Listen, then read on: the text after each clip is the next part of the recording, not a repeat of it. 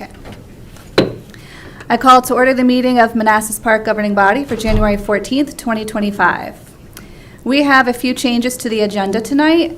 We will be adding item 10C, which is a boundary line adjustment for parcels B2 and B3 Connor Center in Blooms Court.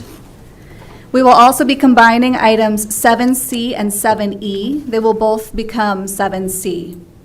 Do I have a motion to approve the agenda as amended? So moved. Second. All in favor? Aye. Opposed? Abstained? Motion carries.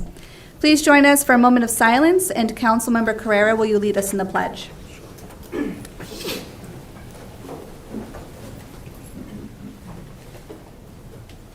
pledge allegiance to the flag of the United States of America and to the republic for which it stands, one nation, under God, indivisible, with liberty and justice for all.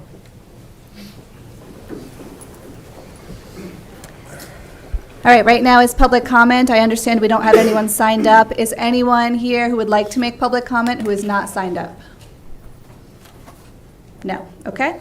I have one public comment submitted via email. This is from Laura Hampton at 129 Cabell Drive. I want to thank the City of Manassas Park Police Department, dispatch, and officers for their calm, reassuring, and professional manner during a 3-car accident a few weeks ago at the Route 28 and Manassas Drive intersection. Also, congratulations to all 23 residents who participated in the successful 2024 Winter Light Extravaganza. All right, first up, we have a recognition of the police department employees for their hard work, dedication, and selfless service during the Mamta Kafla Bat missing persons case. Whereas the governing body of the City of Manassas Park are extremely grateful for the great service provided to our community by all of our employees, and the governing body desires to recognize outstanding performance of our employees as they work together to positively impact the community. And on August 5th, 2024, Mamta Kafla Bat was listed as missing person, and the Manassas Park Police Department worked tirelessly to find Mamta and bring the case to a resolution. And whereas through their investigation, the police determined that Mamta Kafla Bat was presumed dead, and they arrested Naresh Bat in connection on August 22nd, 2024. And whereas throughout the investigation, the Manassas Park Police Department conducted itself professionally and engaged with the community and all the stakeholders with care.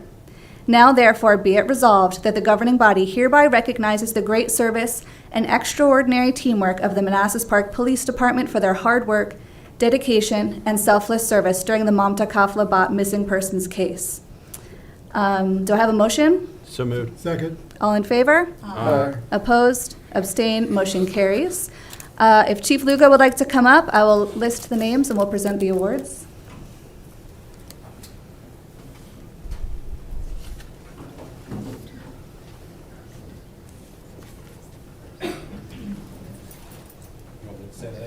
No, I'll say the names. Okay. Thomas Albamona.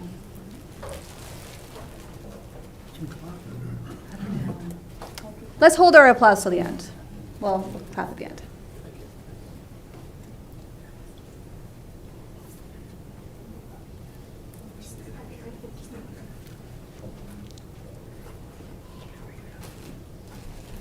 Marcel Barrett.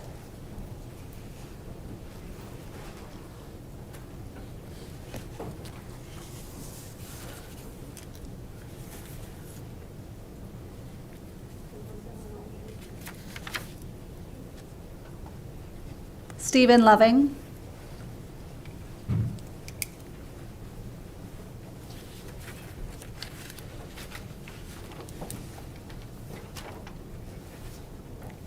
This is a symbol for respect and honor. So these are gifts that Sunny brought from Nepal, from Mom's family, and it's given traditionally to males to really say thank you for the work and for us to honor you with a little gift of honor. Elpidio Munoz Pineda.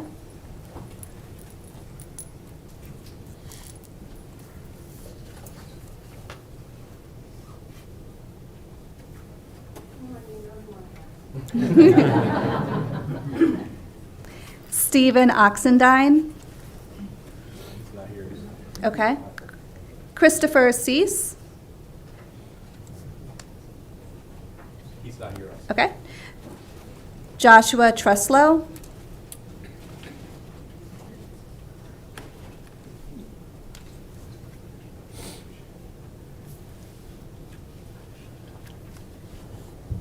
Dustin Walker.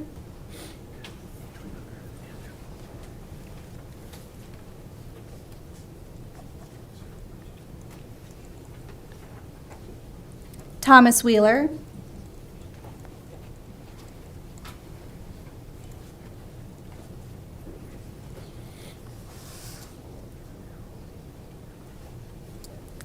Matthew Willicke.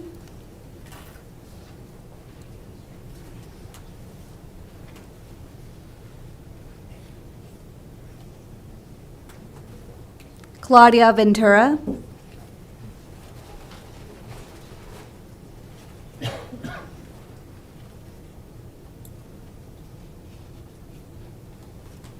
And Mario Lugo. Get a picture of this, Chief.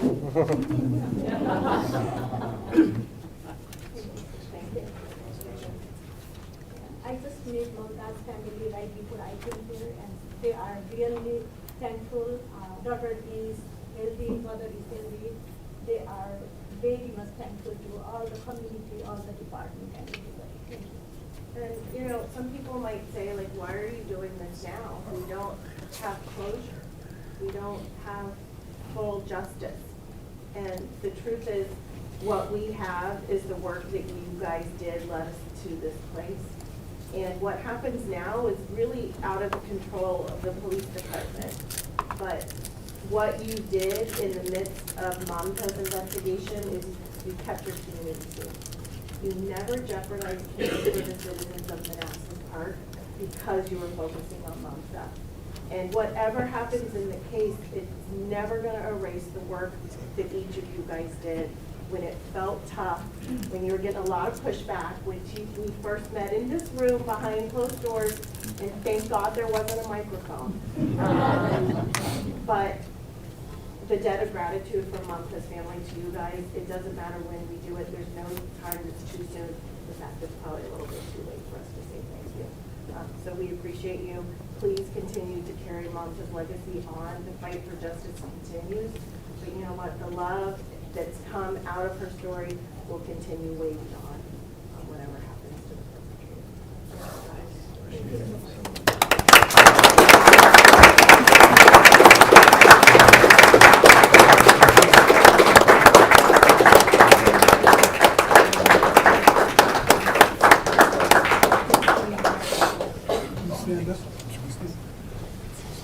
Are we getting into?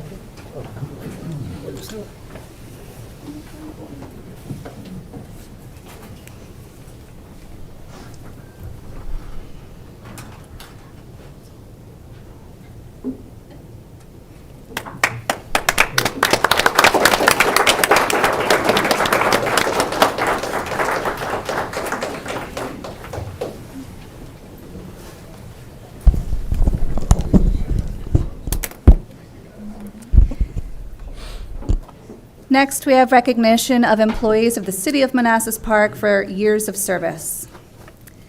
Whereas Section 58.1-7.4 of the Code of Virginia, 1950, as amended, authorizes the governing body of any country, city, or town by ordinance to pay a monetary bonus to any of the local government's officers and employees for exceptional services rendered. And whereas the governing body of the City of Manassas Park has determined that the recognition of city employees with long-term service to the city is of significant benefit to the city, and that certain employees of the city, as set forth in this ordinance and by memorandum of understanding, have provided continuing exceptional service and should be thus recognized. And it is hereby ordained that the following service awards be made to the following employees in the following amounts. When I say your name, if you're here, please come up. 5 years of service gets $50. First, we have Rick Antonowicz. Francis Daniega. Paige Ball. Kenneth Woodson. Haley Tretic. Olivia Tabachi. Keith Wynn. He's here.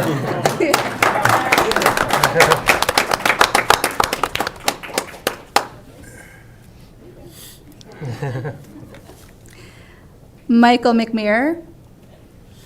Jeffrey Garvey. Rachel Waugh. Next is 10 years of service, $100. Areli Angel.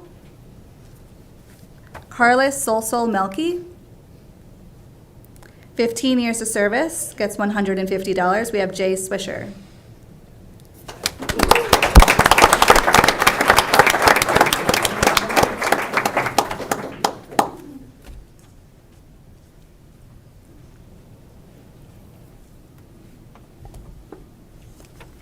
$20 years of service, $200. Joshua Brandon. Adam Jones. I thought I saw him. Yeah.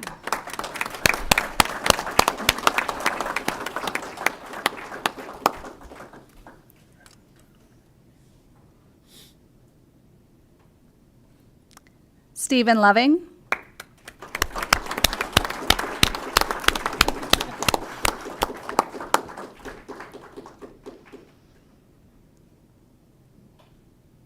Thomas Oliver.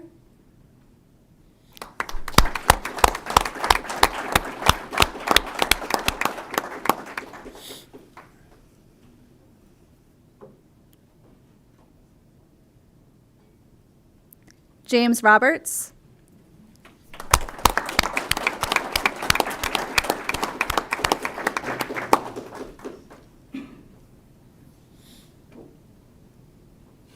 James Tharp.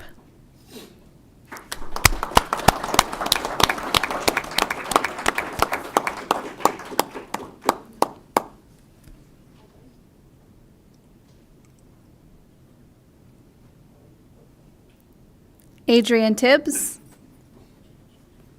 35 years of service, $750 is Mark Rowland.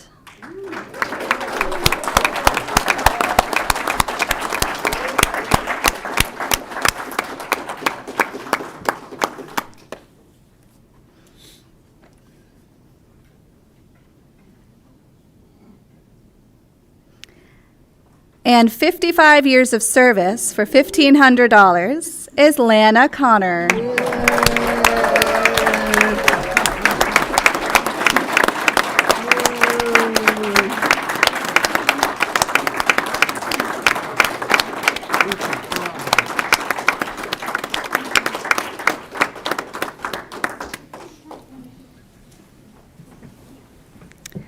All right, the motion is that the governing body approve and adopt an ordinance that recognizes certain employees for their tenure with and dedication to the city by providing each letter of acknowledgement, a city pin displaying the respective years of service, and a monetary bonus for a total amount not to exceed $5,636.65 as presented. So moved. Second. All in favor?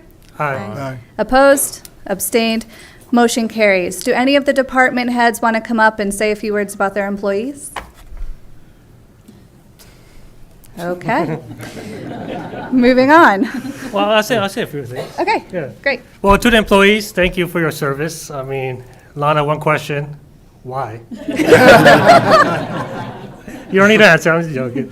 It shows that, you know, we might not have the greatest pay, but it shows that we have a family environment with our employees that makes them stay here. So thank you for everybody.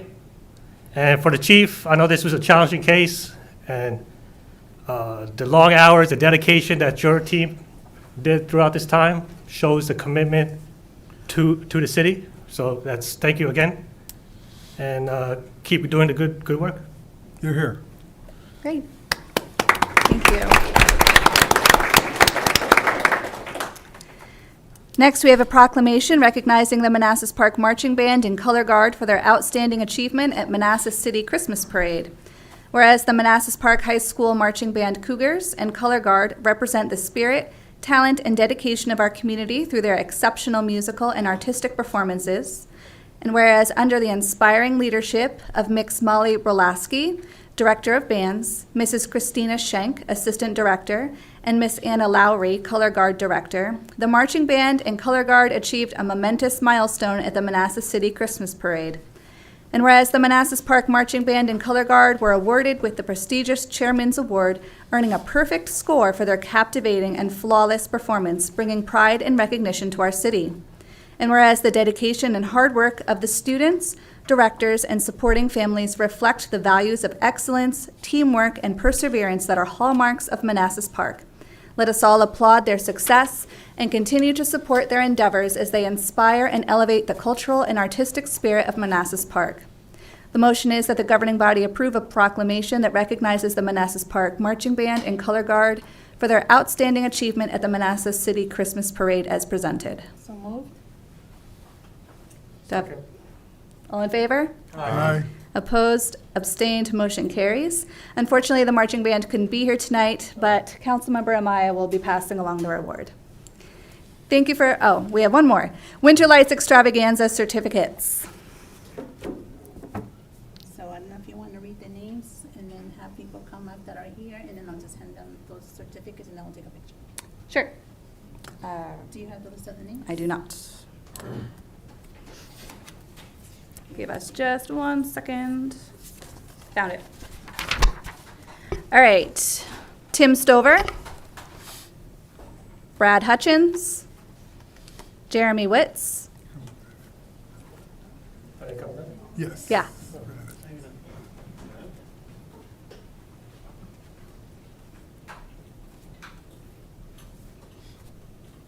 Give me a second, there's a bunch. Here it is. Yeah, That's there me. you are. So you could just stay. That's me. Jeremy? No, this one. Oh. Yeah, Brad Hutchins, I went sorry. too fast. Sorry about that. Sorry. You can just stand right here for a second so we can take a group picture. Thank you. Who was the other one?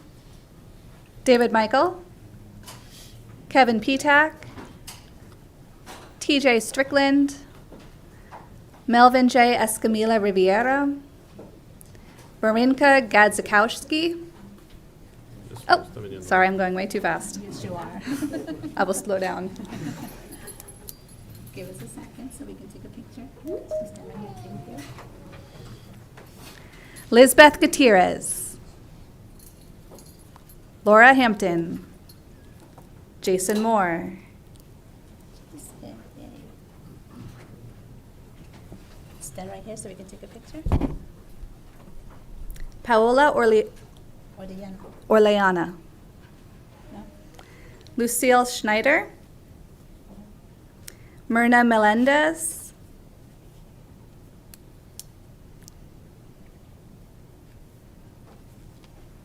Stand here so we can take a picture. Thank you. Dania Alcantara, Gisela Clyburn, Dennis McDade, Lori Meem, Maria Seawick,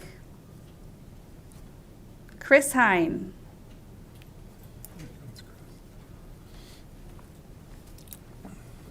Chris, let me find you.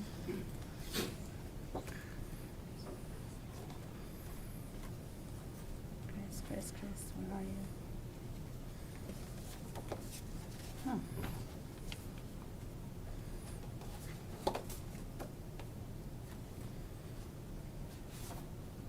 David, Kevin,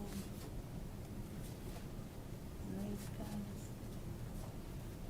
Oh, were you the best?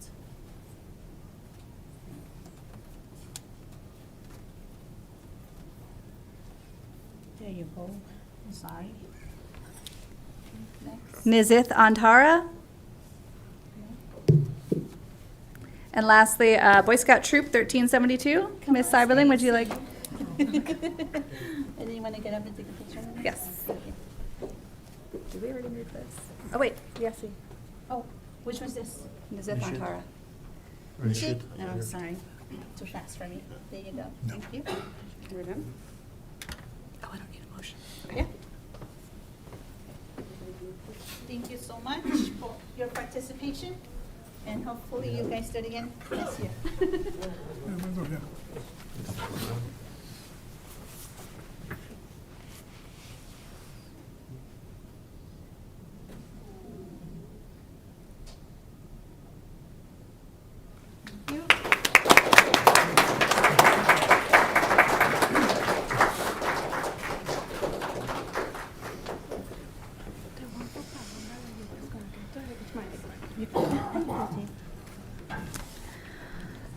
Thank you, everyone, for joining us. Yeah.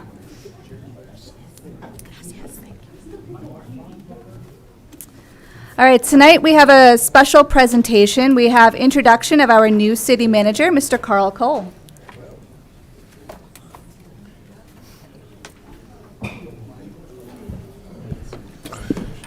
Yes, thank you very much. Got into town Saturday night about 9 p.m. Started work about 9 a.m. on Monday morning, and it's been a blast.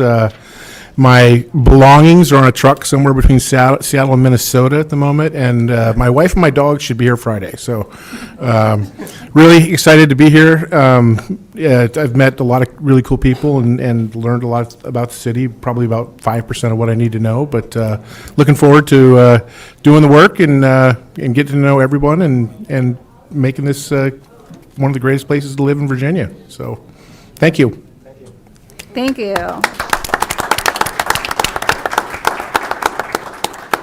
We're very happy to have you. Does anyone else want to say a few words before I move on to Keith? Well, welcome. Welcome. Carl. Welcome. Yeah, Look forward to working with you. excited to have you for sure. I also want to take a minute to thank Keith Nguyen for stepping into the role of city manager for the last 8 months. Seems like 5 years, but 8 months. The role is very demanding, and it's certainly had its ups and downs, but we've been continually impressed with your professionalism and dedication to the role. I hope that you can take away something from this positive experience. No, absolutely, and thank you. It's been a great experience. I had a lot of fun. Stressful at time, but a lot of fun, and no one is happier than I that this gentleman is here right now. So, but thank you. You did all of that without getting a gray hair, so good job. Yeah. Very good. Yeah, keeping it right. Anyone else? Excellent job. Keith, thank you very much for your leadership over the last couple months, actually the last 6-7 months, and you've been a true an honor to work with. It's been an honor to work with you, and your management style is amazing. So, I appreciate everything you've done and what you've done for the city and the residents. So, thank you. Yeah, Keith, you are the consummate professional in every sense of the word, and it's been a joy and honor to work with you in the capacity as city manager. So thank you for service. All right, now we have a presentation on affordable dwelling units and workforce dwelling units, home buyers eligibility review, and purchase procedures. Welcome. Yeah, before I turn the honors over to Yvette, this is one of those topics where we really enjoy presenting to you all. Obviously, affordable housing is a critical issue for the region, and with your foresight and strategic guidance, staff has been working with developers for any new development to find creative ways to address that problems. And I know that Yvette has briefed you in the past at a way top level, but we do have a couple of developments that are in the pipeline that are coming up. So she is here to update you on sort of the way forward. So with that being said, I'll turn over to Yvette. Thank you so much, Keith. Can you hear me? Yeah, it's not on. Okay. Good evening, Honorable Mayor, Vice Mayor, Council members, attendees, colleagues. Warm welcome to our new city manager, Mr. Cole. Thank you. Okay, so I don't know if you want me to give a little brief on the policy for Mr. Cole? Sure. Is that okay? Mm-hmm. Okay.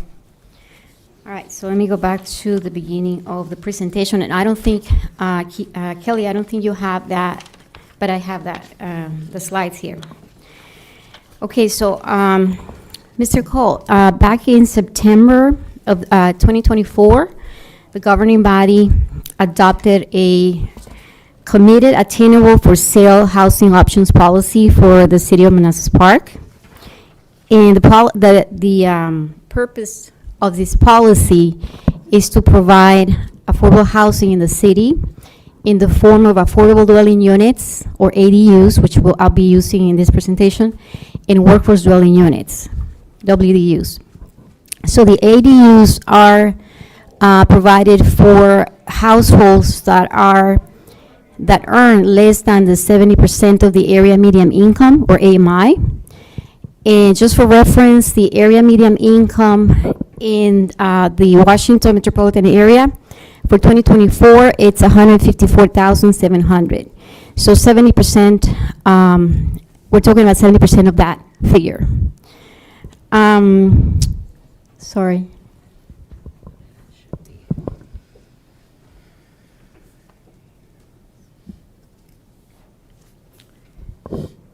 In this policy, it's important to know that this policy applies in situations where developers are purchasing land from the city. So that's the only time that we use this policy. And in that case, per agreements from the city, between the city and the developer, percentage of the total units that will be developed are set aside as ADUs and WDUs. So, for example, if, let's say the agreement is 10% of the total units, and that total is 10 units, half of those units will be ADUs and half will be WDUs. Affordability will be maintained through restrictive covenants with a control period of 30 years. Unit pricing will be based on affordability for 80 and 70% of the area median income. So the prices will be, of course, less than the market rate, and that's the affordability in the units. Purchasers, of course, will be subject to eligibility and underwriting criteria per the city policy. And the city manager, or you, Mr. Cole, will implement, monitor, and enforce the provisions of the policy. And we're going to go over the what we're working with our council, with Dean, with our attorney, on the different documentation that we're going to need to implement the program, the process of applying for prospective buyers, and also the process for the drawing of the units or the lottery system that we're going to have, and the standard operating procedures. So we are working on all of that right now to be ready. So now we can move to the next slide, which, and this slide is top secret. I cannot tell you where I got this template. Keith. But it's a really good template because it gives you a timeline. The program can be seen as cumbersome, you know, with all the pieces of the puzzle that have to be put together to implement the process. But if you look at it on the timeline, it's much easier. So if you look at all the squares that are in, not the squares, the blocks that are in green, those are things that the city will be responsible for. Anything in yellow can be the builder or the builder in the city. And anything in red is a third party, like a lender or a settlement company. And at the bottom, you see the months when we're going to start. And we already started with this. Behind the scenes, of course, we're working on the standard operating procedures. But at the end of this month, we're going to have a website with more details for potential buyers, prospective buyers. And we're going to have also in February, as you can see on the timeline, we're going to have a presentation, orientation actually, in person, which subsequently we'll probably have online like other jurisdictions do. And just for your reference, Mr. Cole, all the neighboring jurisdictions already have these types of programs in place, like Loudoun County, Fairfax County, City of Alexandria, and others. Okay, so going back to the timeline, at the end of the month or beginning of February, we're planning on having an interest form on the website. This is not the application, the formal application that the buyers will use. This is just to determine what the demand will be, which based on my experience with another program in another jurisdiction, I'm guessing that we're going to have high demand for these units. The first 4 units that we'll be having are coming from Stanley Martin, which is a builder right here in our city next to City Hall. So we're going to have 2 units coming in July. And Later, we don't know the date yet, but we're going to have some units from K-Hub, another developer. All right, so going back to the timeline, we're going to have the website, we're going to have the pipeline, the applicant's interest form, we're going to have the orientation, we're going to have also a session just for employees, because something I didn't mention is that the workforce dwelling units will be available for certain categories of the city, employees in the city. So we're going to have a workshop explaining the process, how to apply, and the eligibility for employees. Then we're going to start, around March, we're going to start opening actually the application for people to apply. Let's say that we have 50 applicants. They will be put on an applicant list. We are not going to call it a wait list because purchases are going to be based on the drawing. It's not going to be, let's say you're on the first place on the wait list, you get first dib on a unit. It's not going to be like that. So that's why we don't want to confuse people. We're not going to say wait list. It's just going to be an applicant list. And those people on the list are going to go through a process, an application process, and we'll be getting a certificate of qualification. With that certificate of qualification, then they can participate in drawings once we have these 2 units. All right, so behind the scenes, of course, we're going to have agreements with the builders. Dean is working on some of those documents. 90 days prior to the units being ready for occupancy, we're going to have this offering agreement signed with the city and the builder, and then we can start marketing the actual units. By that time, we already have, I'm planning, or I'm guessing that we're going to have already people with, applicants with certificate of qualification already that will be ready to apply for the specific unit. At that time, after we do the drawing, we get the ranking of the drawing. Let's say we have 50, we have 1 through 50. We're going to ask the actual documentation from the first 5. So that's when we're going to ask for bank statements, tax returns, pay stubs, all the financials from the applicants. And during this period, people are going to be on the list. Something might change in their financials, and they might not be able to qualify. That happens. And that's why we need to have that long list.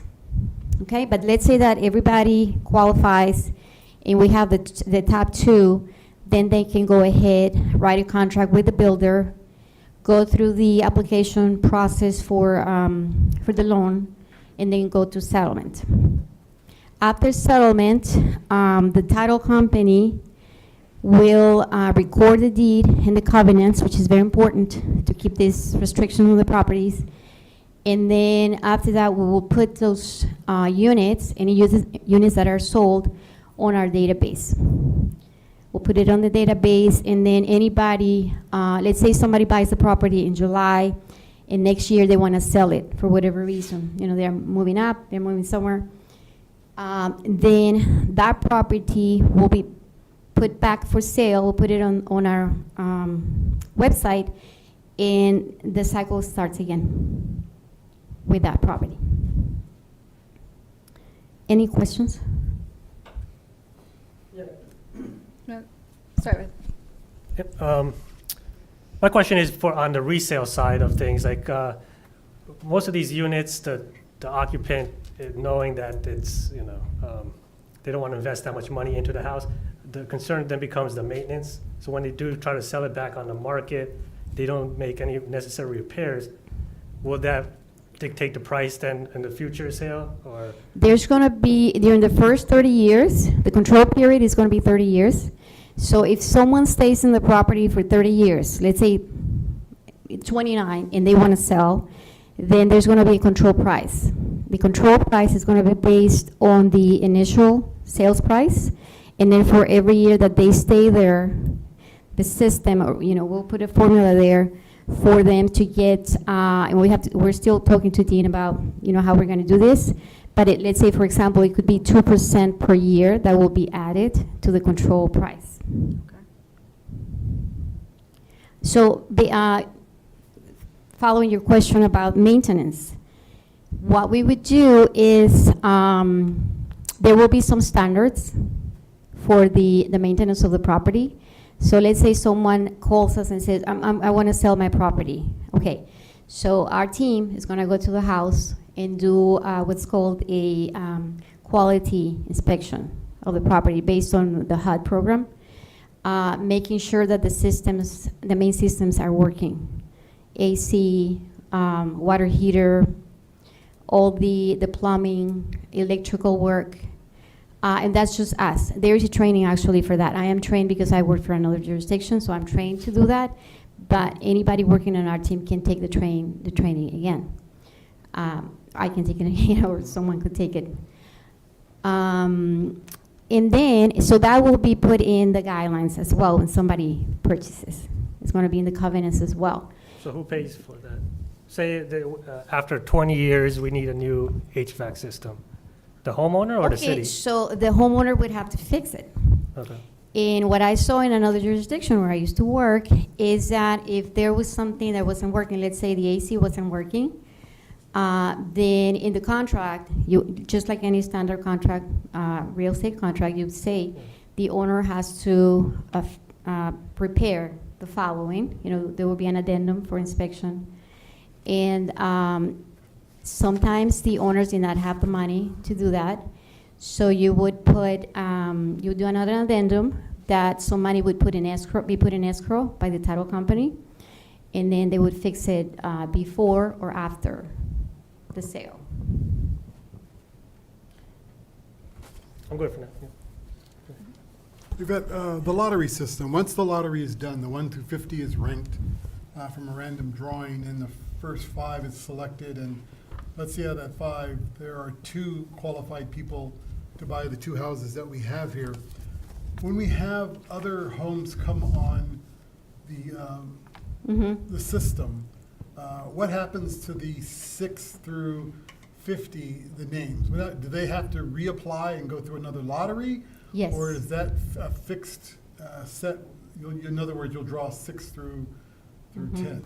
No, it's a drawing per unit. So It's a you'd different start drawing. again. So those people on the 50 that didn't get selected, or the 45, would have to reapply.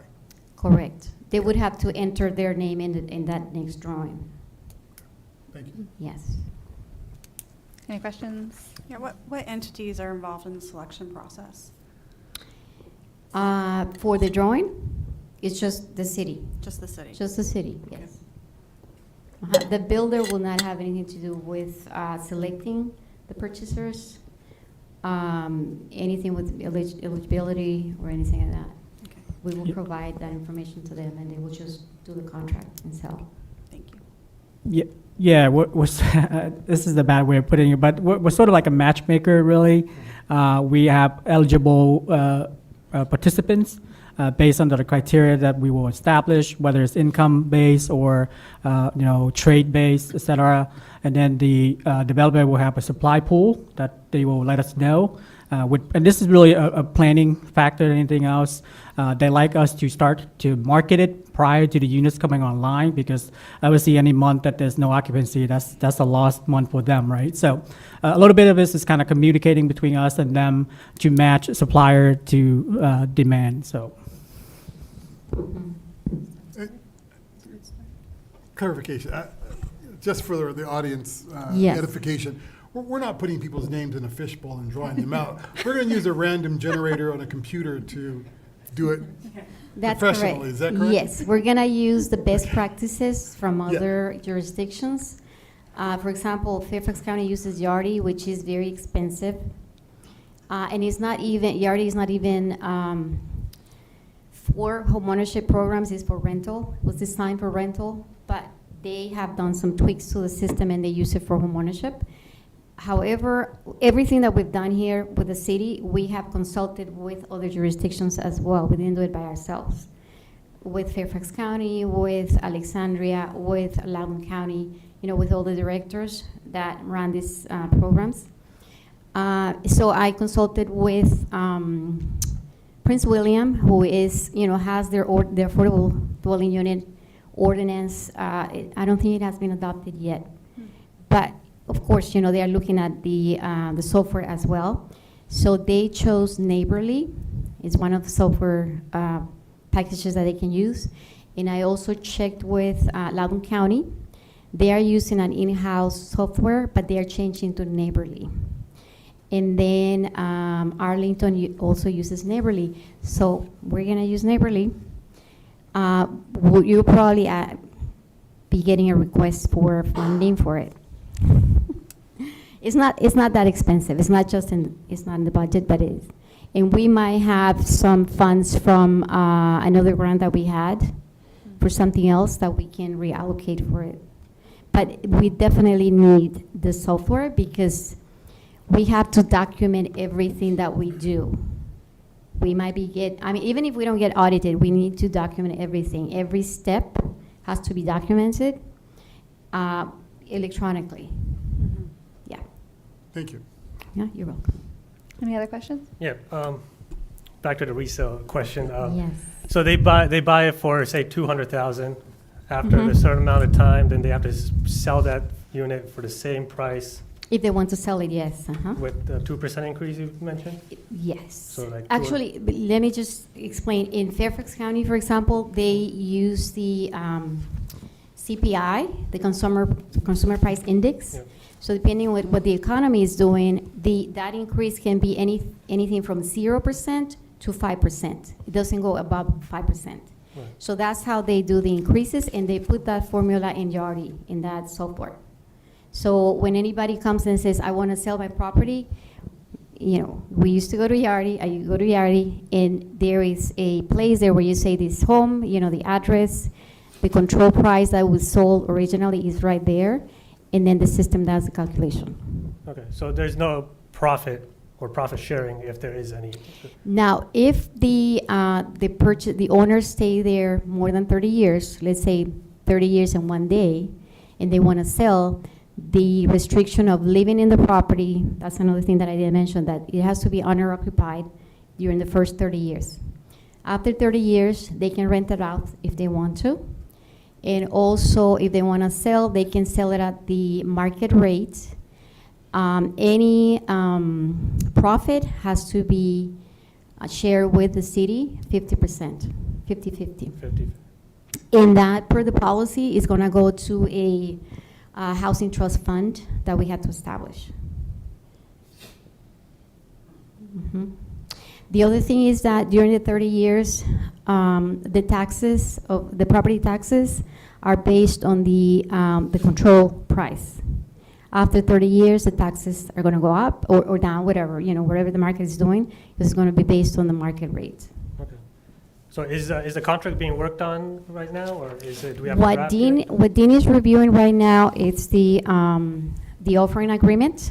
That's the agreement between the developer and the city, and that let us know that these units are coming and all the features of the units, how many bedrooms, what's the square footage, when the estimated time that they're going to start, all of that. Okay. And they talk about the covenants as well. And also Dean is looking at the covenants. Thank you. You're welcome.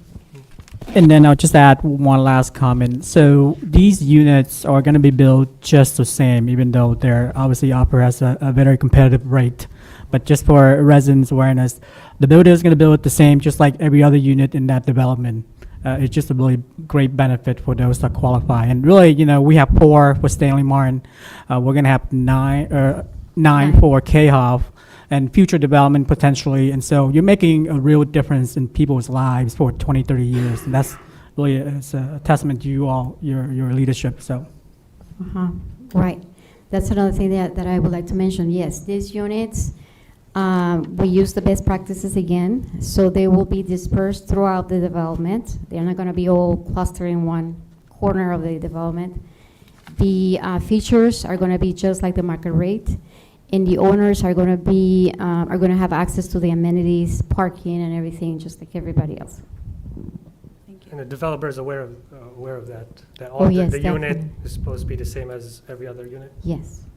Because, we don't want affordable units go in there and then we're missing finishes like a washer, dryer, or fridges and all that stuff. Now, now that you say finishes, some of the upgrades, some upgrades can be really expensive. You can spend 100,000 on upgrades on a new home. So there's some limits on the upgrades because you don't want that home to not be affordable for the next family. Mhm. I would just make it like a blanket saying that they would not be allowed to do any upgrades on the finishes. Just have all the affordable units to be a blanket, same, Correct, yes. you know. You don't want, let's say, granite, Right, someone come in, well, I want the marble high-end floors, stuff. and then the next person cannot buy the unit because you added another 50,000 to the Right. unit. So, okay, Yeah, we looked at all of the details. okay, yeah, thank you. Yeah. Mhm. You're welcome. Any other questions? I have one question. The seminar that you're having for the employees to let them know the benefits, will that be extended to the schools, the school employees? It can. Is Valerie here? Yes. Yes. So we would need a bigger place, I would say. Unless they can, we can do it virtually as well. Okay, Mhm. Yeah. thank you. Thank you. Thank you for your presentation. Thank you. I just want to say thank you to Vice Mayor Moore. He really started this program, and it was his vision and his persistence Thank you. why we're here. So thank you. Thank you so much for that. All right. Good night. Good night. Next, we have Merchant McIntyre grant update and grants grid and earmark tracker. Yeah, so I'll set the stage for the presenter with a little bit of a history lesson. So back in 2020, we first enlisted the help of Merchant McIntyre to help us with our grant program. We spent $26,000, and right at the back, we won a grant for $50,000 for body-worn cameras. And so immediately from day one, we were getting ROI for our investment. And so ever since, we've been doing an annual renewal, and they have been helping us really the full life cycle of grant management. Everything short of spending the actual money. And so today, this year, same thing. We invite them back so that they can let us know the great work that we have planned for 2025. So with that being said, I'll turn over to the Merchant McIntyre team. Okay, thank you. Welcome. Thanks, Keith. Thank you all. I think Kelly is going to help make sure that y'all can see the grid. I think you have both a memo and the grid in your packet. And I will, as we're figuring that out, do brief introductions. We've met several of you before. Thank you for the opportunity to join here in person. Carl, we look forward to working with you. Of course, we've enjoyed our time working with Keith and with Steve and with Josh and others on the team. The success we've enjoyed together over the last several years is due in large part to the strong partnership we have with each of the staff members and the direction and strategic guidance provided by the governing body. So thank you for your participation and leadership in this process. I'm joined tonight in person by Will Hoeing, Vice President, Becca Martin, Government Relations Associate, as well as Julia Angelotti, who's on the Teams link, which I can't see. I'm told that I can hear, that she can hear us. But I don't know if we can hear her. There she is. Julia is a vice president and also, as some of you already know, leads all of our legislative work for the firm. And we'll be talking a little bit with you tonight about congressional appropriations. We just have our presentation. Just this one? Yep. Just this one? Yep.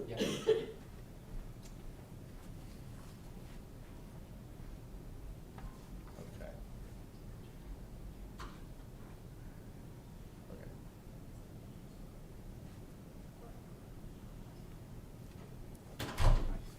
I'm not sure without seeing it.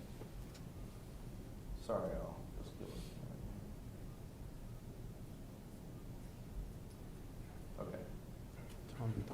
Okay, so included in your packet on the grid are a number of forecasted opportunities that we're going to talk about as part of our presentation.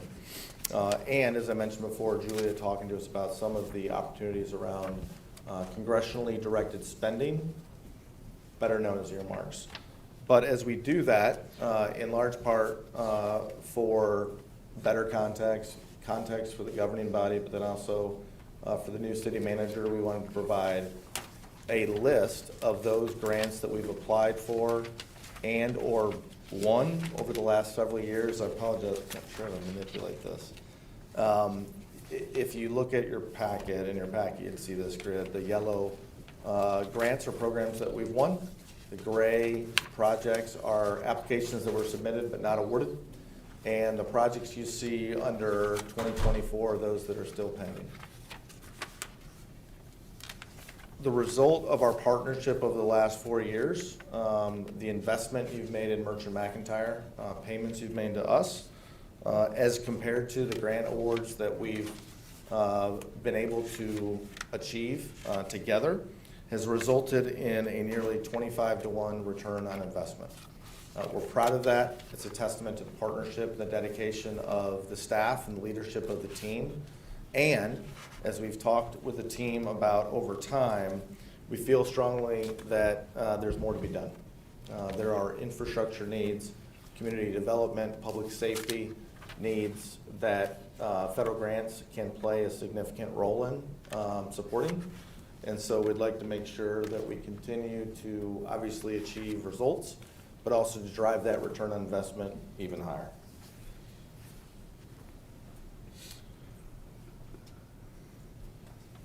Moving forward, I think what I'd like to do is have Will just talk a little bit with you about the 2 grants we have currently pending before the federal government. You see listed there. Then we'll turn the microphone over to Julia to talk about earmarks. Thank you, Brent. Good evening, everyone. It's nice to see some friendly faces again. So we have 2 pending applications, one to the National Endowment for the Arts, Our Town program. It is, if funded, would support the development and enhancement and expansion of arts programming tied to also wayfinding. So signage around the city. And it would be roughly around maybe mid-March, early April that we will receive notice of that application. We also recently submitted a application to the Federal Emergency Management Agency, Administration, FEMA, their Assistance to Firefighters grant for multi-gas monitoring equipment, IDLH monitoring equipment for the fire department. And then we also have, well, I'll let Julia talk about our FY25 congressionally directed spending request as well, which is pending and away. Yeah, thank you, Will. Good evening, everyone, and Carl and the rest of the governing body. I'm really looking forward to continuing to work with you all. As Will said and as Brent noted, we also have a 1.5 pending community project funding request or an earmark in the fiscal year 2025 appropriations bill. As you guys know, towards the end of last year, Congress passed a continuing resolution that will go through till about mid-March. And we're hopeful around that time, mid-March, that Congress will formally enact the FY25 appropriation legislation that contains the $1.5 million for your earmark. Basically, to give you guys an overview of what specifically this project is, it's the Park Central Complete Streets Improvements Project. So it'll obviously provide transportation connections within the city, access to Route 28 and all the surrounding communities to the Park Central downtown area. And then it also will allow for travel through the city and some multimodal movement within Park Central itself. So we are really excited for this project. It'll obviously, hopefully improve some safety and accessibility to the Park Central area for pedestrians and city residents. So that is kind of the pending earmark project. Timing, like I said, for that, we're hopeful that the FY25 appropriation legislation will be enacted in March. And then drawdown, meaning obviously, your ability to actually secure the funding and implement the project would likely happen sometime summer, early summer, late summer this year. One of the things that we're also starting to do kind of simultaneously as we're awaiting Congress's passage of the FY25 appropriations bill, we actually need to start already planning for FY26 and what the city's earmark request will look like. That request in the past, we've gone through iterations of, looking at what projects are most competitive, and that's really through the lens of, what projects are the most fundable. So we look at, obviously, the member of Congress. So we've submitted projects to both Wexton and your senators. And then obviously determining whether or not, the members are interested, and obviously whether or not they can champion your project. And then finally, the other piece of fundability for the earmark planning is what funding mechanism or what specific account within an appropriations bill is your project not only eligible but most competitive for funding. So we're kind of at the point right now where we're, like I said, already planning for a fiscal year 26 earmark request. In addition to really kind of prioritizing what project we would like to put forward for earmark funding, we will be talking with Carl and obviously other members of the governing body about your engagement in DC with the congressional delegation. You all are uniquely positioned to be able to come to DC pretty quickly. And so we definitely want to take advantage of that. I know the members of the governing body have done that in previous years. And then additionally, kind of leveraging the relationship that you all have with, members of your delegation, including new members of your congressional delegation. We would certainly want to invite Superminium to come to see the city, possibly even see Park Central and other potential projects within the city. So in addition, like I said, in addition to you all coming to DC, kind of extending an invitation to your congressional delegation to visit the city itself and any specific projects that you would like them to see. So that's kind of what we're planning for right now. Are there any questions kind of about either awards or accomplishments, pending projects, and then obviously what we're planning for right now? Any questions? Yes. Yeah, remind me, did we get the earmark from from Congressman Wexton on the creek restoration for the creek and Bloom's Crossing? Yes, we did. So right now, so let me back up really quickly. That was a fiscal year 2024 earmark request, and it was for the bird sanctuary stream restoration. Is that the one that you're referring to? It is, yes. Yes. Okay. So that one was for about $960,000, and yes, that was with Congresswoman Wexton.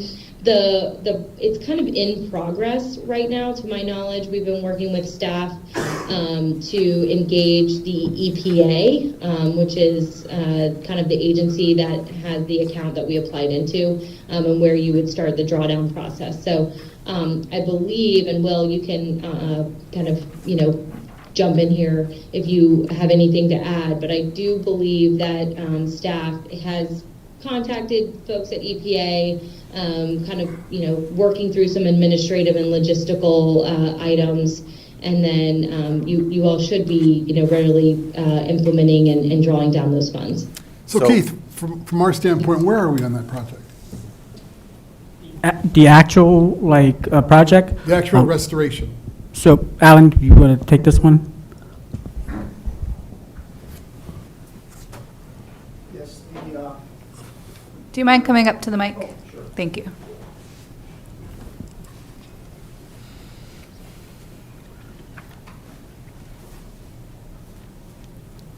Thank you. David Ward, our new stormwater. Make sure you hit on mute. Manager, is setting up the accounts with EPA. We're at the point where we have to start writing up the RFP for a contractor and reaching out to the community for the appropriate easements. Thank you. An important point that Julie alluded to, that's sometimes lost, I think, in the news you read about earmarks or congressionally directed spending. Congress puts a project into law through an appropriations bill or in an appropriations bill. An agency is still responsible for executing the award. Agencies are sometimes slow and sometimes slower. And so it takes time to move through the process. Keith was talking about drawdown, and then to Alan's point, just some of the realities. Well, the project is defined in law and is kind of locked in statute, and that it's going to move forward. There's still paperwork and there's still federal requirements that the project has to follow because it still falls within that designated federal appropriations account. So in that time period, things cost, inflation. Yep. So the 900,000 that we've been awarded, the project may now cost $1.4 million. Right. Yep. And the city is stuck Yep. with the end of, or fixing the creek? Yeah, so I think when it comes to budget considerations, we do our best in the project planning to allow for contingencies and inflation to a certain degree. We have a very difficult time, obviously, predicting how quickly an agency might move or what the process in the real world might look like for actually implementing or going through an RFP process, selecting a vendor, whatever it might look like. To the extent we are able in the budget development, and I think this is true on the grant side as well. I know in the transportation grants we work, this is, I think, very well considered. Contingencies, inflation, materials costs, labor costs, et cetera, to the best of our abilities. Once your grant award or your earmark award is set, the federal government, as you know, is never going to go above that number. But to the extent that there is flexibility within the amount awarded for different cost categories, we would always, I think, seek to negotiate that with the agency. Thank you. Any other questions? Sorry. Questions? Yeah, just, you've been working with us for a few years now. Is there any kind of trend on grants that we get and we don't get, and why? Yeah, I think a couple points, and we're gonna talk about some of the grants that are being forecasted. In general, we're talking about an increasingly competitive environment. There are more entities considering federal funding. There are more cities and counties applying for federal funds. I think as a result of COVID era legislation, the bipartisan infrastructure law, there's more out there, so there are more applicants. I think that means that it takes more advanced planning to compete and to score, in some cases, essentially perfectly. That is true of all the sectors in which we work, so local government, healthcare, and education. Going into a grant application knowing that, look, the reality is here, we're going to have to be perfect or close to it. I think I speak for the team here when we've written grants that we're extremely proud of that score very well. The competition's too great. We want all the lines in that spreadsheet we showed earlier to be yellow, right, to be awarded grants, but the competition's stiff. So that's one. The second is it's hard. It's really difficult. You all have invested incredible time, effort, and resources in us and in the process. But as that environment continues to be competitive, and as we look at, pretty significant changes with many programs in the bipartisan infrastructure law rolling off, not being authorized beyond the 5-year period, we need more time. We need more direction, right? We need to come and tell you what we need from a match perspective or from a strategic guidance perspective on a project. And so some of, I think, what we want to do here and what I think is a great opportunity in working with Mr. Cole moving forward as well is giving that picture of what grants are going to be available in 6 months or 9 months so that you all have the necessary information to think about it strategically, and then the leadership team at the staff level can do what it needs to do with us to write competitive grant applications. So I think we need to be more successful in the infrastructure space. I think we've seen a lot of success in the public safety space, but much of what you'll see in the grid and much of what we're focused on is really trying to figure out how do we move more infrastructure dollars, specifically surface transportation dollars, to some of the priorities that you all have outlined extremely well, but they're highly competitive. Thank you.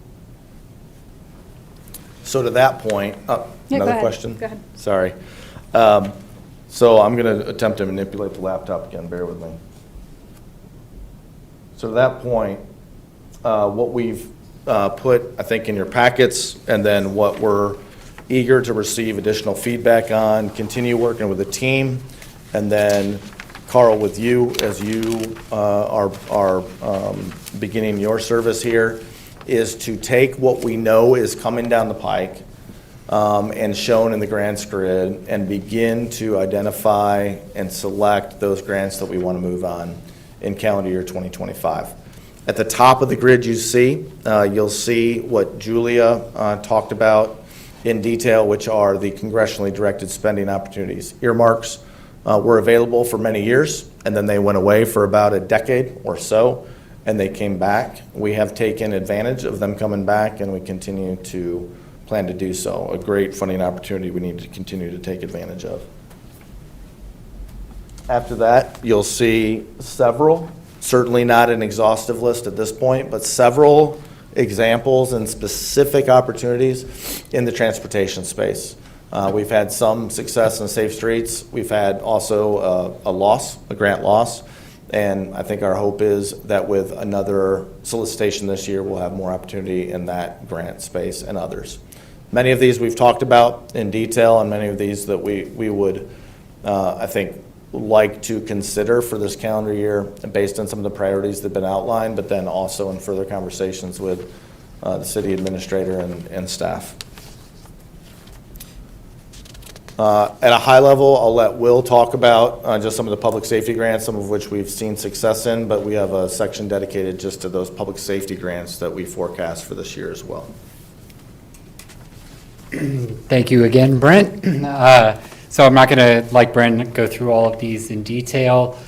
Just want to highlight that in both on the fire department side of things as well as the police department side of things, that there are a number of opportunities in a near-term horizon, again in federal government, 6 months, 8 months, but a near-term horizon from everything from personnel, equipment needs, training, programming, a wide variety of potential programs, again, all within about 6 to 8 months. We're talking release and potential deadlines as well. So further conversations. I'm sorry. We have questions. Oh, yeah, you can finish up. Okay. Oh, I was just going to say, we're going to continue working with the chiefs, with Keith, with Carl, and working together to identify strategically which of these programs we want to be pursuing, begin work with sufficient time to developing a competitive application, which will vary by program. I apologize if you just mentioned this earlier, but the expected timing means that that's when you are submitting the application, or we're expecting that application to be fulfilled? That is when we're expecting to submit the application. So a typical time frame, I think, to have in your heads from when we would submit an application to when you would receive notice of award is probably about 6 months. And that's, again, it could be 4 months, it could be 8 months, but probably about 6 months is pretty typical. And then another maybe month or two after that, if awarded, to execute the grant agreement. So the actual drawdown of the funds would begin probably around somewhere between 8 to 10 months after the submission date. As a general matter, our experience with other cities and counties, in fact with colleges, universities, hospitals, it is extremely difficult to compete for these grant awards if you only consider the grant from the time the solicitation is released to the time that it's due. I think many of you know that. You're talking about, in some of these cases, 60 to 90 days. And with many of the transportation grants we consider, that does not permit in any meaningful way interactions with an A&E firm or city engineer to consider, Councilman, to your earlier question, concerns around budget, right, and what actual project costs would be. And so our effort here in our attempt with the team is to forecast as best we can.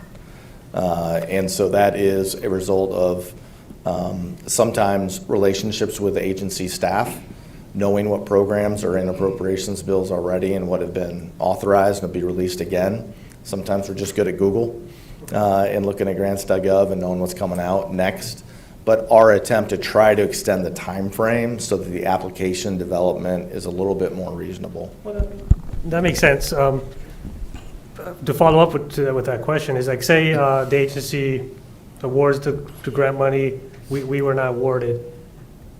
Does the agency get reimbursed again from the government? Can we reapply next year, or is that grant just going to be, we have to wait another 3-4 years? Yep, good question. So it depends on the program. Many of these programs, including one we've spent a lot of time talking about and planning for in the past, what's known as the RAISE grant. They were called Tiger grants before, and then Build after that, now RAISE. They're going to change names again in about a week, we think, or maybe a couple months. When we apply and we don't win, many agencies, especially those that have annual awards, will give you feedback. Sometimes that feedback is extremely helpful. Sometimes it's not as helpful. But there's typically a review process or some sort of feedback loop where we can say, hey, look, here's where we did well. Here's where we scored well. Here's where we need to improve. Here's what the realities are. Some of these other programs, and we would note this for the staff, are not annual. They come out every couple of years. Some of them are one-time opportunities. And so the list right now on the surface transportation side is noticeably thinner than it was a year ago because many of the bipartisan infrastructure law grant programs that were released in 2024 have an uncertain or kind of dead on arrival future in a Republican-controlled Congress. So we're looking at that and planning for it. If we know something's not coming up again in maybe for another 2 or 3 years, that might change the equation we run with the staff on should we go after it now since it might not be available again for a while. Yeah, because out of all these grants, my priority is the school prevention, safety measures, and all that. I know that was one of my top priorities to outfit our schools and make sure our kids are safe. And I know other localities are probably going for the same grant as well. So that's why I'm trying to figure out, one, like, how can Manassas Park show the agency that, we are in need of this grant than the other localities? Not to be, selfish here, but that's the point.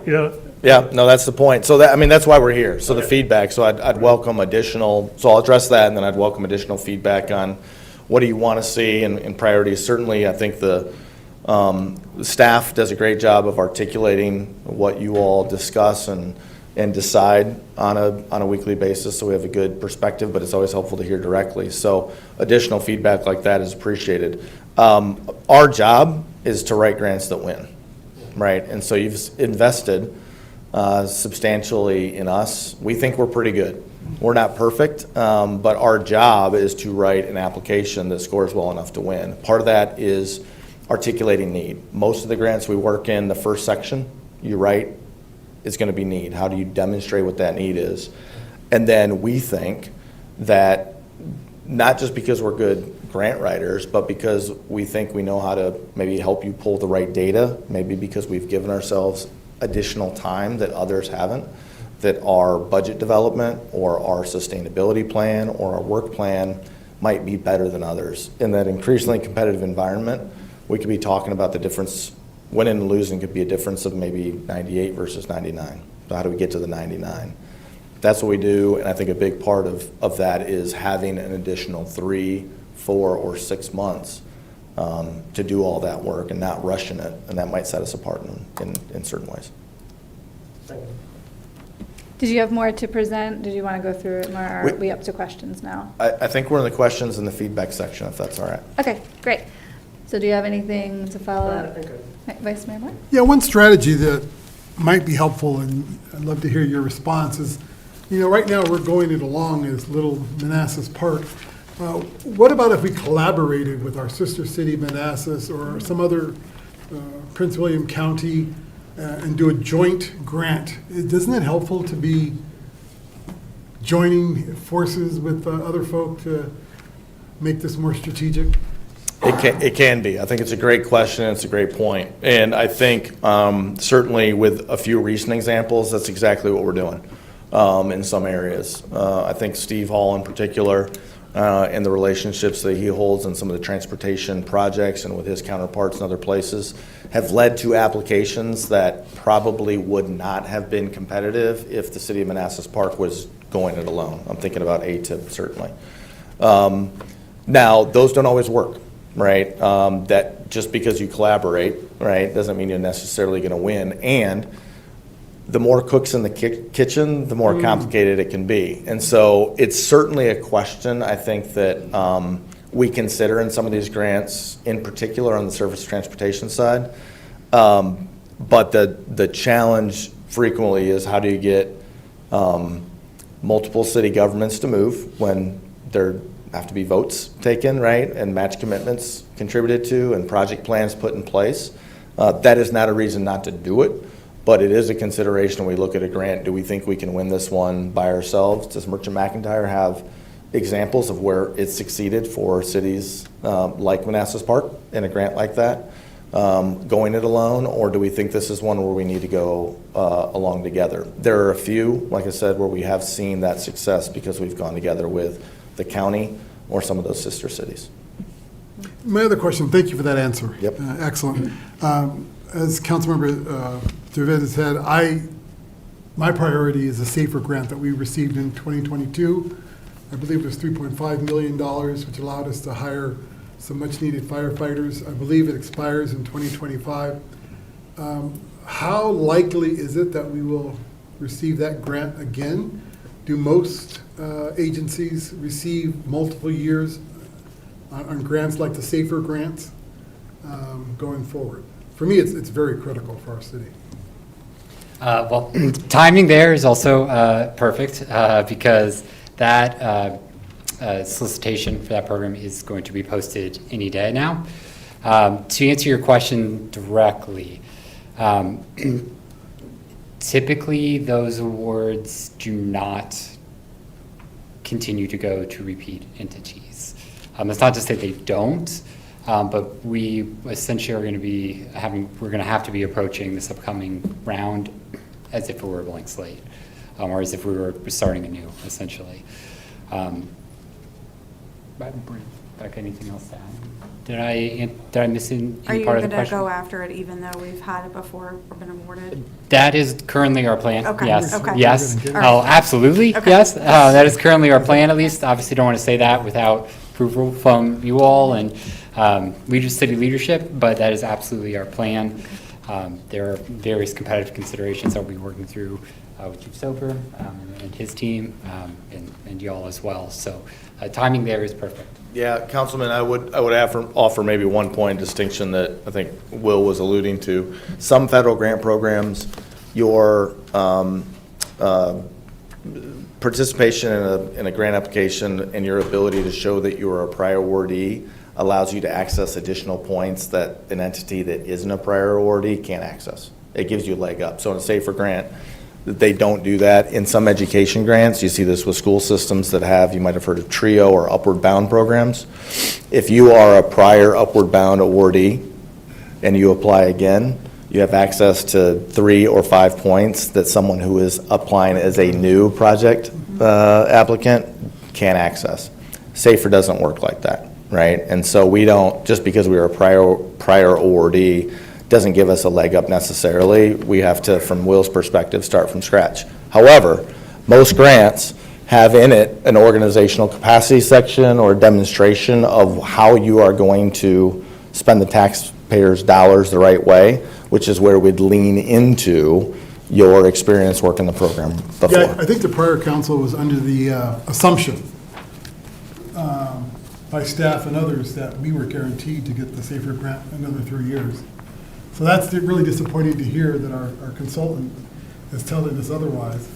But it's going to be what it's going to be. Yeah, I mean, I can't speak to those specifics necessarily, but I'll tell you, I mean, I think Will feels strongly, I think Chief Soper feels strongly that we're going to apply and try to win it again. Oh, There's we just have to. no guarantee. And you do see entities that are awarded, for the record. I don't know if that was clear, but you do, there are, it's not like that's going to hurt us in any way. Thank you. Do you have a follow-up, anything else? No. Councilman Bermeyer? Just quick, and I appreciate the presentation, everything you put together. Some of the grants I'd like to see is utility undergrounding. I know Department of Interior gives $30 billion a year to give it on parkland, part of our Signal Hill Park. Undergrounding utilities there, I know they have a $30 billion pot to give. It's usually one time or it's a match. The other piece I'd like to be collaborative is just part of the MS4 that's being done in the region here, being able to get credits. I know sometimes they give credits, and also housing grant through HUD. Sometimes they give for a one-time, if cities or towns or municipalities give the initiative, like what we're doing earlier. So that's what I would like to see, and then continue to always focus on the public safety grants. Okay, thank you. Thank you. Thank you. I'll just say that thank you for your presentation. I like the distribution, the focus on transportation and infrastructure, and also the public safety focus. So thank you. Great, thank you. Thank you. Any other questions, follow-ups? Do you want to, anything? No? It's on the list. Thank you for your presentation. I think all of these grants look fantastic. We would be, honored to have any or all of them.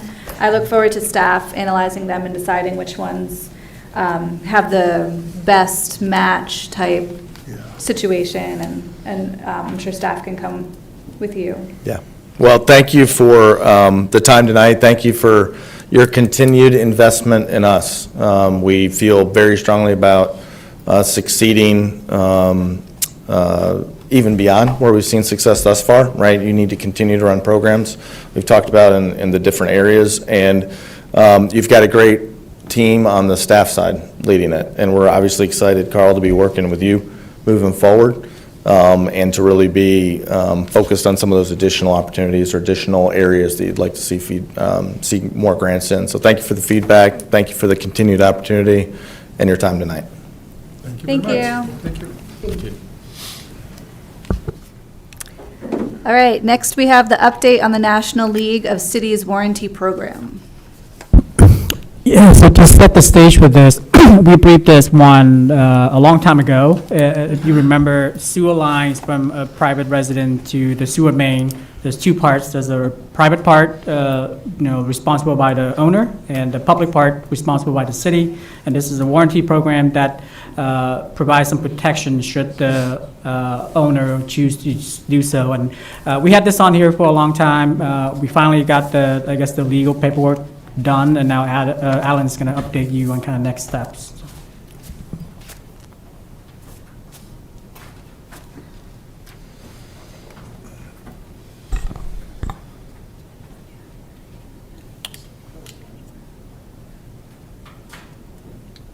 Sorry, just a moment. We're kind of jumping the gun here. This is a later presentation.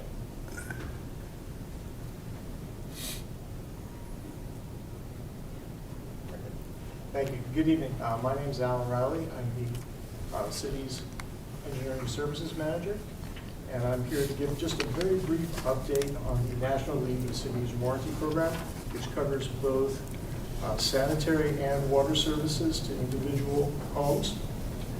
This is a voluntary program that was brought to our attention by Vice Mayor Ward and Council Member Amaya. This voluntary program is paid for by the property owners at no cost to the city. In fact, the city gets a very nominal licensing fee. But what this does do is it helps people. Sorry, do I need to start over? No. Okay. It helps people cover some of the unexpected costs that come with sewer and water service repairs, because they can be very, very expensive, up into the thousands of dollars. We finally have gotten all the I's dotted and T's crossed on the service agreement, and it's been signed. The National League of Cities program is getting ready to kick off. They're getting ready to start public outreach sometime in the next couple of weeks, so we wanted to make sure that everyone knew that that was happening. Does anyone have any questions, or? Any questions? I do. Sure. Yep. On the marketing material that they're going to use, does that include our seal or no? I beg your pardon? The marketing material that they're going to be able to use. Yes, it'll be on the cover letter. Our seal. I was actually had given them one of the new marketing logos that we have. Perfect. I just want to make sure that our seal is not included, so it's not an official Manassas Park Right, business. but it will help ensure that people open the letters and read them. So is our seal going to be on the envelope? No, it's going to be one of the logos that you see on the new water tanks. Oh, okay. Yeah, so So what's it's gonna, behind we're gonna help them market the program, but it's not an official city program, so Right, we'll so delineate that. Seal, that's what I want to Correct. get at. I want to make sure that when we're talking about marketing, that we're not including the seal on, because it's not official city business. It may not be official city business, but the council did vote for this program to send it out to the residents as something that the city has endorsed, as the National League of Cities.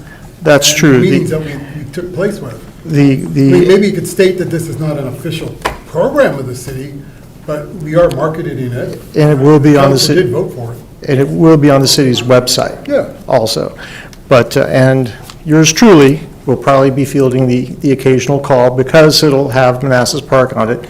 I'm sure that we'll get some inquiries, and I'll be sure to direct them to the Service Line Warranties of America, which is the entity performing the work for the National League of Cities. And it's totally voluntary. It is totally voluntary. That That is, is. Like Right, that's absolutely right. The thing I really like about this program is it's not a reimbursement program. Right. So if your water main, if your portion of the water main bursts in your front yard, their contractor will come out and fix it. The only time the homeowner would have a cost is if it went above the claim limit under the warranty, which is up to $8,500 per claim. So the fact that a person doesn't have to shell out several $1,000s and then wait for however long it takes to get reimbursed, like, that's the way I remember when health insurance was like that.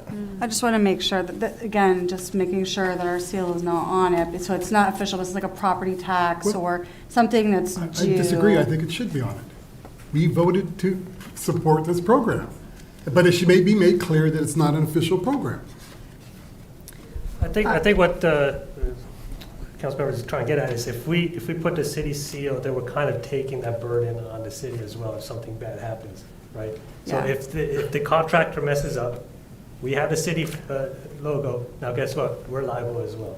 Well, I'm So sure, I think that's the concern is here. We can market it, but we market under their name, their business, their association. So Daryl, I have this program already. The contract protects us from that, the one that Dean We has have- signed with yeah, them. yes, yes. I mean, we're not going to be sued and not be protected. We're protecting ourselves and the liability of that happening. People could sue for anything, for any reason. So we've taken care of that. But it's That's why Dean But has the city studied seal this for carries years. an official We brought this city to the council, business. excuse me? Hold The on, seal let- carries. Let's let We, Councilmember Cyberling finish, and then we can take turns, please. okay. I hear you. I hear what you're saying. I just feel that the seal does carry some legality, some weight to it. Please That describe how. I would have to look it up. We'd have to really talk to Dean. But I've researched it. When we use the seal, you're representing the city. It has, the logo is fine, but I also don't want to mislead residents that this is a program that they have to do, that it's a bill, that it's something that they're supposed to be doing. And that if something does happen, that they, the city's responsible, or, well, I paid this, the city should be paying out, even if it's above $8,500. People aren't going to read it, they're going to look at the seal, they're going to say, oh, this is another bill I'm supposed to pay.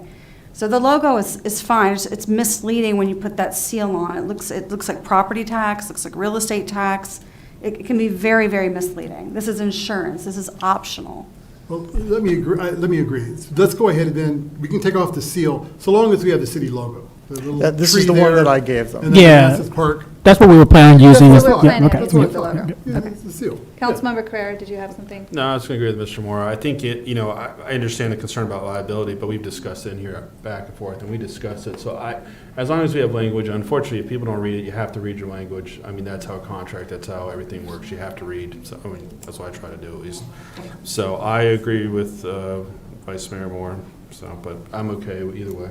Okay. But just to clarify, we're putting the logo on, that was the original plan, and everyone here is okay with the logo? Yes. Okay. So what, so again, I have HomeServe, and I bought into the insurance actually about 4 or 5 years ago. I did get something in the mail, so they've been marketing within our community already. So what are they doing with, if I'm an existing member, do I get these rates now, or how does that work? That's a really good question. I did not know that they were already marketing under their own name in this city. Yep. I will find I out. got it about 4 or 5 years ago. My brother encountered a problem. I got the mail, and I was like, oh, I got to do this. So, but I'm just, because I had a good reference, I understood the impact, the financial impact. Anything I will else? find out and get that information to Mr. Cole, and he can pass it along. Great, thank you. Thanks. Anyone else? Question? Mayor, can I Yes. say something real quick? Yes. So it does not allow them to use our logo, and I agree with Stacy. I mean, we wouldn't want them using the logo, but it does allow us to use marketing materials, the city's marketing materials. So that's already covered in the agreement. And one of the reasons it took so long is because we had to hash out a lot of the stuff you guys are talking about. So, I mean, I think it's the best agreement we could get, and it's a lot better than other jurisdictions get. So, for what it's worth, I think we're okay. Okay. He said, Great. no, Thank wait, you, Dean. Dean, you said the logo. Did you mean the seal, the city official city seal, or the I mean, logo? the seal. Yeah, we're not going to use the seal. We can use the various marketing materials that we have, but That's not fine. the seal. I think That's fine. Yeah, you're Thanks. absolutely correct. I'd also like to point out in the agreement too, which I was happy to see, was that this is as a term limit of 3 years. So this is renewable in 3 years. So I'd like to see that so it wasn't forever.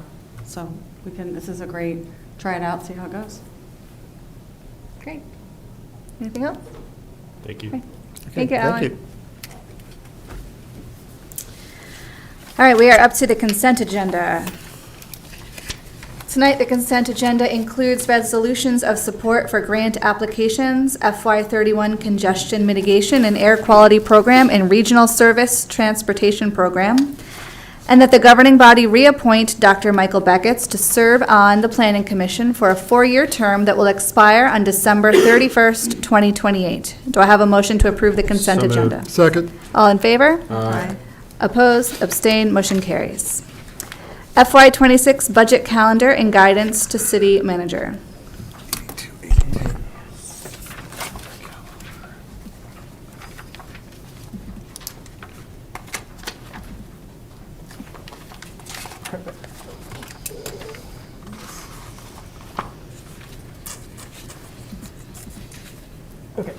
Good evening, Mayor, Vice Mayor, members of the governing body. So it is that time of year again. We are in January, and just like every fiscal year, January is when we start the budget cycle, starting with CIP. But before we get into that, all of the dates you see there either aligns with a planning commission meeting or your regular meeting schedule, and/or special meetings if we needed to. And then everything else is essentially just to give you a sense of the internal staff work that we'll do in prep for the budget season. So a couple of highlights. Obviously, right now we are in CIP season. Tony, our budget manager, sent out the CIP templates to all the departments. They'll work on that. They'll come back, and then we'll kind of sit down and put something together for for the planning commission on April 9th. That's when they're gonna vote on CIP. For you guys during this period, as you can see, I will send you all the template from last year for your priorities. If you remember the Excel sheet, please add your priorities on that list, send back to Mr. Cole and myself and Tony no later than February, I think, 3rd, so that we can, I know it's a bit of a short window, but please, I'll send the template out tonight, so you can have it, so you have a sense for, what happened last year, and also just the template itself. Please send your priorities back, and obviously we'll have discussion working group with you all, where we can kind of rack and stack your priorities, because inevitably there's going to be some duplicates, right? So that's the first thing, and then obviously concurrently, the school will be doing their budget. And then they do theirs by March 18. The school board will be presenting their budget to you all. And then down further a little bit more, as you can see, another date of interest is May 6th. that is when you all will, after all the work session, you all will provide staff with some guidance for advertisement. And this is sort of like the not to exceed tax rate, things of that nature. And then you also vote on the school board budget as well. My apologies, scroll down a little bit. So the May 6th, as I alluded to. And then another note of interest is June 3rd is the public hearing for this year. And the reason why that one is highlighted is because of the 10 days advertisement requirement. For us to be able to vote by the end of June, we have to advertise for 10 days, and therefore the closest meeting is June 3rd to do that public hearing. With that being said, I'll take any questions on the calendar itself. And we can make changes, obviously, but like I said, all the dates are aligned to your meeting calendar, so. Great. Thank you, Keith. Any questions? We'll start with Councilmember Seiberling this time. No, thank you. Anyone? No? Nope. Okay. Thank you. Oh, sorry. On April 8th and April 22nd, Okay. I thought we had modified the departmental directors making their budget presentation. Is that a formal presentation, or do they just present us their budgets, and if we have any questions for any departments, we raise those questions at the time? Please, Councilmember So I Pereira. remember I pushed this and we adopted this last time that the city manager would do the presentation and then. The short one, yeah. Yeah, and then Yeah. if we would condense it, and if we had questions, another time Right. the departments would come if need be. That's what we would do if we had questions. Yes, that's the approach we're going to take this year, unless you guys, No, I prefer what Okay, Councilmember okay. Pereira has said Yes. and has Okay. set up, and it's an excellent And we had format. because we had consolidated, we had a series of too many meetings. I think we still do, but. so we'll do that approach this year as well. Okay. Okay. Thank you. Anyone else? Any other Thank questions? you. Okay, thank you. Thank you. Next is design update to water system improvements, Phase 6 by AdTech Engineers.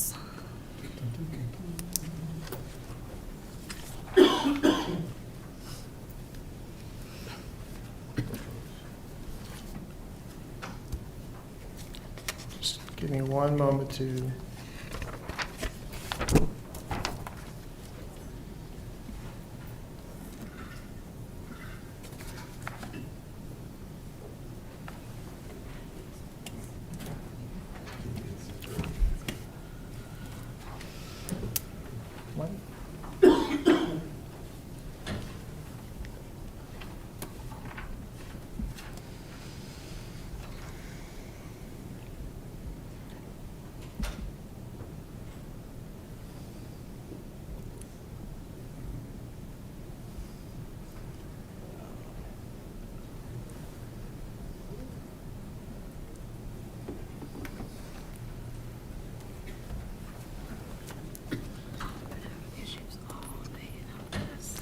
Calvin, I think you have enough on your plate. You don't need to join the IT department.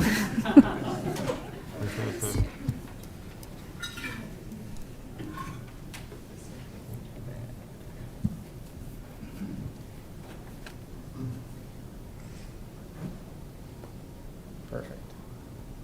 Okay, thank you, Kelly. I'm back. Basically, this item relates to a water system improvements project, Phase 6, that was originally designed by AdTech Engineers in 2018. We weren't able to build it at the time, but we need them to go back and review the plans to make sure they meet the Department of Health requirements and the latest standards. I also asked them to include preparation of the bid package, help with evaluating the bids, and some construction management services. This project will be on Lambert Street. Let's go ahead. This project will be on Lambert Street between Martin Drive and Courtney Drive, along Yost Street between Old Centerville Road and Lambert Street, and along Martin Drive between Yost Street and Manassas Drive. This existing line has a rather checkered history of leaks and breaks, so it's really time to replace this. The original line was made of cast iron, which was pretty standard in the 50s. Ductile iron, which is what it will be replaced with, it'll be upgraded from a 6 to an 8-inch line, has much greater durability, and we have better installation standards than we had in those days.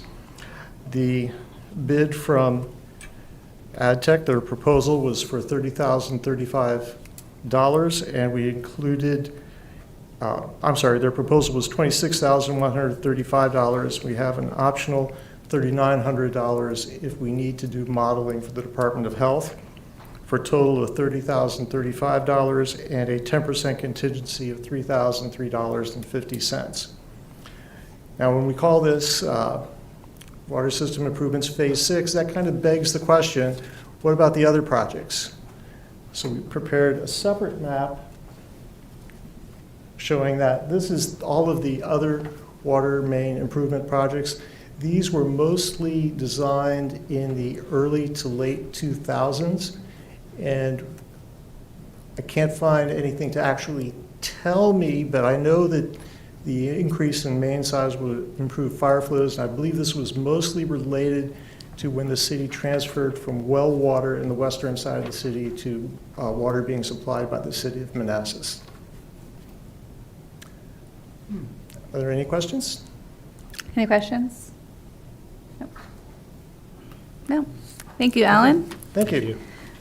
The motion is that right here, that the governing body approve and authorize the city manager to sign task order number 2024-17 for a total amount not to exceed $33,038.50 as presented and subject to final city attorney review. So moved. Second. All in favor? Aye. Opposed? Abstained? Motion carries. Next, we have item 10C, our boundary line adjustment. Dean? Yeah, that would be me. So this is, you may remember when you approved the agreement with B&B Theaters for the movie theater, the parcel B2. There was a little strip of land that was included between that parcel and Park Central Plaza. That was deemed as being not necessary for the city, especially since the city would have to maintain it and build it up, and it was an expense that didn't really seem worth it given the change in the overall character of the downtown from the original plan.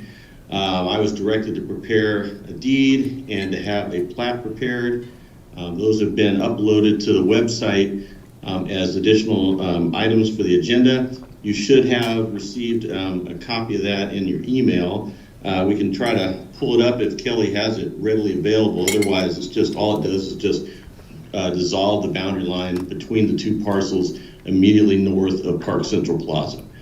And then the idea would be that this is the parcel, the parcel, the enlarged parcel, B2A is what it's called on the plat, would then be conveyed over to B&B probably early February.